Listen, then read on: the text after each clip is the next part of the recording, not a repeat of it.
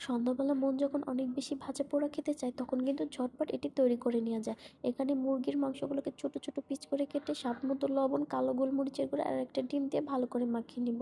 অন্য সাইডে নিয়েছি পেঁয়াজ কুচি, ধনিয়া পাতা কুচি, পেঁয়াজ পাতা কুচি, হলুদ গুঁড়া, ধনিয়া গুঁড়া, জিরার গুঁড়া, শুকনো মরিচের গুঁড়া, সামান্য আদা রসুন বাটা আর সামান্য একটু গরম মশলা বাটা দিয়ে ভালো করে মেখে দিয়ে দিলাম প্রায় 1 কাপের মতো বেসন। এখন এটাকে ভালো করে মেখে আঠালো একটা ডো তৈরি করে নিব। আর এটা কিন্তু বাচ্চারা অনেক বেশি পছন্দ করে, যেহেতু এটাতে মুরগির মাংস দেওয়া আছে, তো বাচ্চারা এই খাবারটা খেতে আরও বেশি পছন্দ করে। তো সন্ধ্যাবেলা এটা কিন্তু বাচ্চাদের জন্য একটা হেলদি খাবার হতে পারে। ভালো করে মাখিয়ে নিয়ে কড়াইতে তেল গরম হয়ে আসলে এখন পাকোড়ার মতো শেপ করে ছোট ছোট করে এগুলো ভেজে নেব। আর চুলার জালটা কিন্তু অবশ্যই কমিয়ে রাখতে হবে, না হলে কিন্তু উপর থেকে কালার চলে আসবে আর ভেতরটা কিন্তু কাঁচাই থেকে যাবে। যেহেতু মুরগির মাংসগুলোকে কাঁচাই ব্যবহার করা হয়েছে, যেহেতু কিন্তু এটা আর পরে খাওয়া যাবে না। এর জন্য চুলার আঁচ লোতে করে দিয়ে এটাকে সুন্দর মতো ভাজতে হবে, তাহলে কিন্তু ভেতরটা সুন্দর মতো সিদ্ধ হয়ে যাবে। এভাবে করে সবগুলো পাকোড়া আমি ভেজে নিচ্ছি।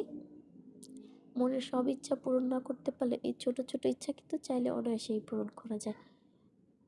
মন তো অনেক কিছুই চায়, সেটা কিন্তু আমরা সবসময় পূরণ করতে পারি না, কিন্তু মনের এই ছোট্ট খানা পিনার আবদারটা কিন্তু বাসায় থাকা উপকরণ দিয়ে সহজেই আমরা তৈরি করে নিতে পারি আর তার আবদারটাও পূরণ করতে পারি। তো সবগুলোভাবে ভেজে নিচ্ছি। আজকের মতো বিদায় নিচ্ছি। আল্লাহ হাফেজ।